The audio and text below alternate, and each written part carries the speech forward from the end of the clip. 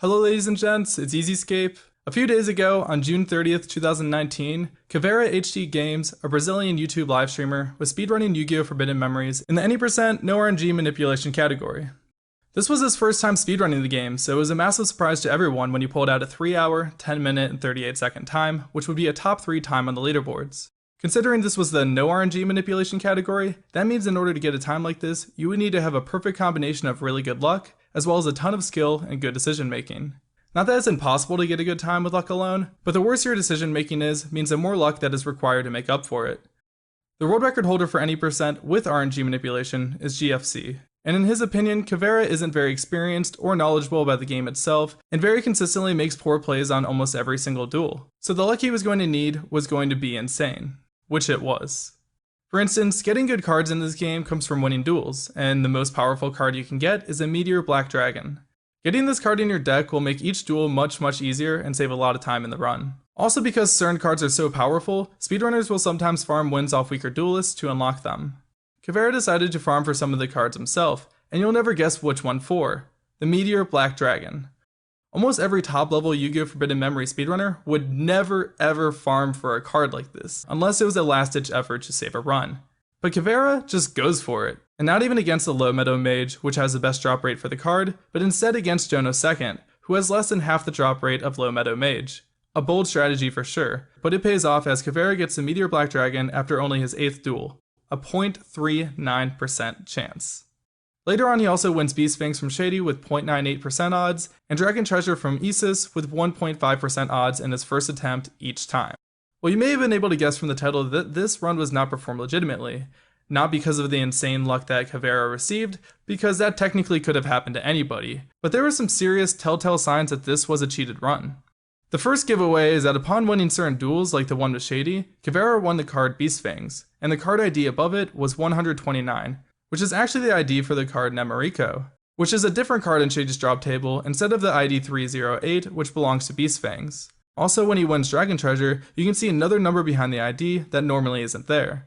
This is something that nobody has ever seen in the game before and only happens when using something like GameShark or Cheat Engine, and there are several occurrences of this happening throughout the run. To explain the second sign of cheating, we have to understand how Yu-Gi-Oh! Forbidden Memories generates randomness, because once you understand how it works, you can start recognizing patterns. Basically, everything in Forbidden Memories is decided by what seed you perform a certain action on, and what your seed number is at certain times. Before starting the duel, you can look at the cards in someone's deck, look how they sort the deck, and then by looking at the order they draw their cards on, you can figure out exactly which seed number the duel ends on, which also determines which card you win. So by looking at all of this, we can figure out exactly which card should be won after every duel.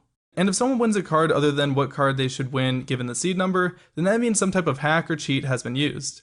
And in Caveira's run, his drops do not match what cards he should be winning. An example in his run is when he fights Tiana. During his fight, he should win Sinister Serpent at the end of the duel, however, instead he wins Fake Trap. And one last time, like I said before, the only way something like this ever occurs is when the game is modified in some way. As for the third piece of evidence, we'll get to this in a little bit. After Caveira achieved his 3rd place time, he submitted it to the leaderboards, to which it was reviewed and rejected for the reasons I shared above. Following this, a Reddit thread was posted to our speedrun to make everyone aware of Caveira's cheating, as people taking advantage of the popularity of our hobby has been a huge issue in our community for a long time. GFC, the world record holder I spoke of earlier, responded to the Reddit post in Caveira's run on his YouTube channel, sharing his thoughts and the evidence he collected. So what is Caveira's response to all of this? All on the same day, he firstly denies that his run is faked. Who would have guessed? At the start of his stream, he saw that GFC was also live, so he encouraged his entire chat to go to his live stream to flame him, and directly linked GFC's stream. GFC was instantly hit with several hundreds of accounts, spamming his chat and leaving dislikes on his stream. GFC had no idea where this was coming from because, like I said before, he only made the 2 comments on Reddit and YouTube, and it wasn't like he was the only person making those comments. He wasn't even playing Yu-Gi-Oh! Forbidden Memories that stream, and it wasn't until 7 hours into his live stream when the spam started. Caveira must have noticed that GFC was a world record holder, and also a much smaller channel, so he took advantage of the fact that he would essentially be helpless in this situation. In response, GFC decided to prove on stream that Caveira's run was indeed fake by showing the discrepancies with the Beast Fangs ID not being correct. He did manage to change a few people's minds, but Caveira's fans were relentless. Every time GFC streamed, a couple of people would come by to harass him, but he insisted that he wanted to be left alone, banned them, and moved on. But Kavera raided him again, and GFC had to ban hundreds of people to again tell them that he didn't care, and that he wanted to stream normally. But Kavera still had yet to give in. Several of GFC's videos now have hundreds of dislikes and comments, including his latest stream, which now has over 500 dislikes, and all he ever did was make those 2 comments and showed on his stream proof of Kavera cheating, and refused to get any more involved. This of course was the case before Kavera falsely copyrighted GFC when he showed the video of Kavera cheating. Yes, the short 20 seconds or so of footage that GFC shared of Kavera's stream on his stream got striked despite falling under fair use. Because of this, GFC can no longer stream on YouTube, which is his main source of income, until the strike is resolved. And if he were to receive 2 more strikes, he would lose his channel entirely. So in order to understand why Kavera would do all of this, we first need to understand the type of person he is. Kavera Games is a YouTube channel with 28,000 subscribers, but this isn't actually Kavera's first channel. Almost exactly 1 year ago, he was using a different channel with 200,000 subscribers. One day while he was live streaming, a girl stopped by his stream and said, "Oui, première vez no canal." Or in English, "Hey, first time on the channel." After receiving this message, Kavera decided to sexually harass the girl, telling her that one that says "oui" wants the dick, and raised his camera to make more erotic gestures. This was all in front of hundreds of people, who all decided to play along with the joke and harassed her as well. Allegedly, YouTube took this complaint seriously and shut down his original channel.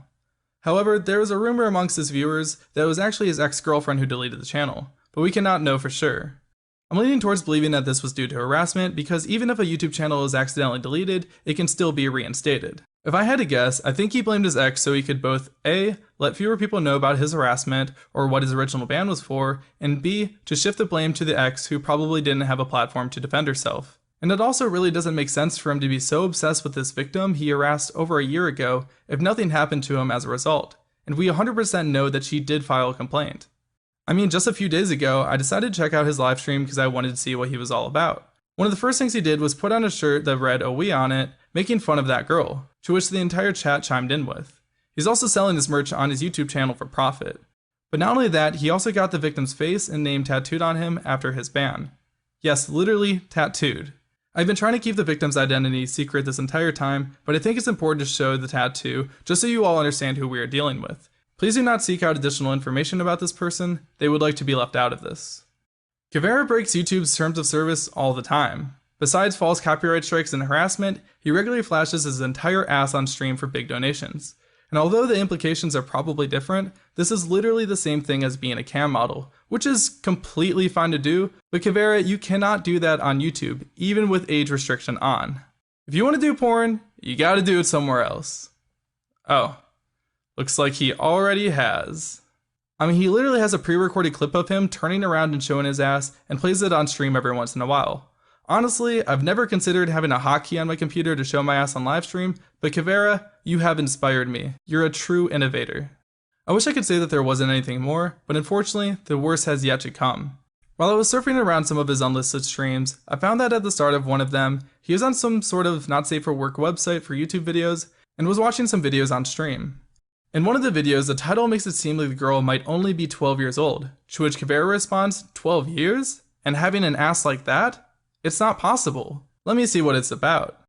Then once he figures out that she isn't 12, which by the way, just because you know someone isn't 12, doesn't mean that they are of legal age. Then he shows the video on his stream. Kavera does everything shy of nutting on his keyboard for 20 minutes, including screaming, "Look at this! Look at it, motherfucker!" And he swings his arm as if to slap the girl. I mean, he really watched 2 videos that were at most 5 minutes long each for over 20 minutes. And even brought what looks like to be his grandmother into the room to watch the videos, and later on some other people in his house, all while live to hundreds of people on YouTube. I also have a clip of someone messaging him what he announces to be CP, and Kavera's response to receiving it is laughter, and additionally laughs when a moderator in his chat offers to send the links out to people in the chat if they donated to the stream. I mean, this dude does some really weird stuff on his stream. Just yesterday, I tuned into his stream, and there was a video of what looks like to be his mother shooting him in the ass with an airsoft gun. Also, there was an entire live stream of what looks to be him talking with a stripper while she dances, and pretty much only that. No video games whatsoever. I mean, I've only been working on this video for 2 days, and this is everything that GFC and I were able to find in that time. And we don't even speak Portuguese. I can only imagine what all else he's done on other social media and on his other previous channels, as well as what things he might be doing off stream, if these are the kinds of things that he does while he's on it. Following the aftermath of Caveira's first run, he decided to speedrun the game again to prove his legitimacy. This time all of the card IDs matched up correctly, and he achieved a new personal best of 3 hours, 5 minutes, and 20 seconds. 5 minutes quicker than his run from 2 days prior, and a second place time on the leaderboards. Again, this run was rejected, and now Caveira wants proof that this run was also cheated, and insists that it is also legit. In efforts to prove his innocence, he decided to show his emulator game files, which exposed that he downloaded both GameShark and Codebreaker days before he did his first run, and the files were placed in his PlayStation 1 emulator folder, which leads to the third piece of evidence of Caveira cheating. And just because the card IDs actually match up this time, that doesn't mean this run is legit. Since like I said before, we can actually check the seed whenever he starts the duel to figure out exactly which cards he should receive. This time Caveira decides to farm for Meteor Black Dragon again, but this time from the Low Meadow Mage instead of Jono II, so at least he's learning. But when he received Meteor Black Dragon, based on the seed number, he was actually supposed to receive Weather Control.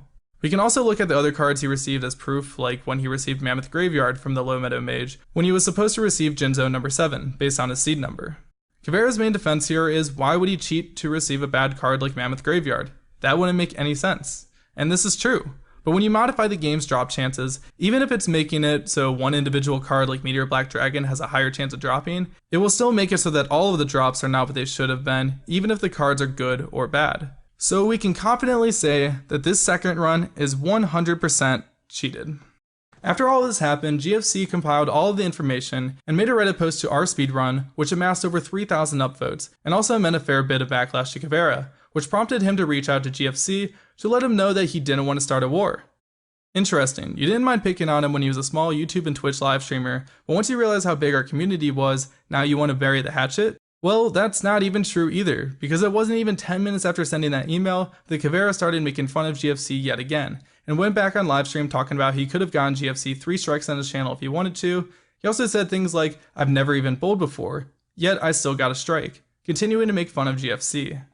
I guess it makes sense that Caveira would know so much about YouTube's terms of service after losing his last channel, and now on the verge of losing this one. I mean, let's see if we can count all of the violations on one hand. Sexual harassment, cyberbullying, brigading, falsely copyright striking, ban evading, getting naked for donations. And maybe the CP he was sent on his phone wasn't real. We won't know because we couldn't see it, and honestly, I'm happy about that. But he still acted as if it were, and simply laughed at it. And moderators in his chat offered to send the links out if the chat donated money. And to be honest, just because he didn't say it himself, he still encouraged the behavior by laughing at it and allowing his moderators to say these things in his chat. If someone came by my live stream and saw I had an extremely racist chat, I wasn't doing anything about it, but I also wasn't participating in it, I would still be held responsible for what was taking place. And the same applies to Caveira. So I had a few goals when it came to making this video. You would have thought that exposing a speedrunner for cheating would have been reason enough, but that's not really my thing. I'd rather make videos that uplift this community, to teach more people about our culture. But I am the type of person that will stand up when I know somebody is being wrong. In this case, a member of our community was harassed and left jobless, all because someone else decided to cheat in a speedrun, and they were targeted because they happened to be the world record holder. So my main goal was to make sure that Caveira didn't get away with any of this, and that hopefully action would be taking place on his YouTube channel to make sure that he could stop monetizing his harassment. My second goal was to give support to GFC in a time where he needed the most and to help him get back on his feet. I'd really appreciate it if you guys didn't waste your time harassing Caveira after watching this video, because it isn't going to solve anything and just makes matters worse. Instead, let's just let things take their course and everything should come out alright. We still have no idea how long until GFC's copyright strike will be lifted, so to help him make up for it, I loaded this video with ads, and I'm going to give a big portion of this video's earnings to GFC to keep him on his feet. I would also encourage all of you to take that negative energy you have towards Caveira and put it into positive energy towards GFC. If any of you are interested in learning more about Yu-Gi-Oh! Forbidden Memories, or any of the other games that he runs, just hop in his chat and ask, and I'm sure he'll do more than help you out. GFC has been through a lot in this past week, and I'm sure the last thing he wants to talk about is this whole debacle. He's still able to stream on Twitch, which I believe he'll be doing until he can also stream on YouTube, which he usually does at the same time. So follow him there at GFC_, as well as GFC_ on YouTube. Direct links will be in the description. I really can't think of a better way to get back at Caveira than supporting GFC. Lastly, I want to end this video with a message to Caveira, because I know you're watching this. I just want to let you know that anything that happens to you after this video is posted is entirely your fault. And whether you accept it or not, you're going to take responsibility for your actions. You can't blame the victim you harassed over a year ago, you can't blame your ex-girlfriend, you can't blame GFC, and you can't blame me. You can only blame yourself. I hope that you can walk away with this and at least understand why people are upset and what you did was wrong. But I'm not sure if you'll ever be able to admit that you were in the wrong. So in that case, I was hoping you'd leave a little tattoo room for my face. I was actually thinking maybe a good spot could be on the right ass cheek and then GFC could be on the left one, so that anytime you get a big donation, you can just drop that ass and subliminally harass us for the rest of your life. Whatever you want to do. I mean, just to make this video, GFC and I had to look at a lot of ass. Can we just get a couple likes on this video just for doing that? Alright guys, that's it for this video. Hopefully I never have to make one of these videos again. If you guys enjoyed any of the speedrunning explanations I shared in this video, that's more in line with what this channel is actually about. And if you're interested in learning more about a plethora of different games, make sure you subscribe to my channel. It's the best way to get back at Kavera. Probably. I don't know. Yeah, also follow me on Twitch and Twitter. That will really show him. Alright guys, I'm kidding and done chilling out. More speedrunning related content will be dropping soon, and as always, I hope you have a beautiful life. Sub 120!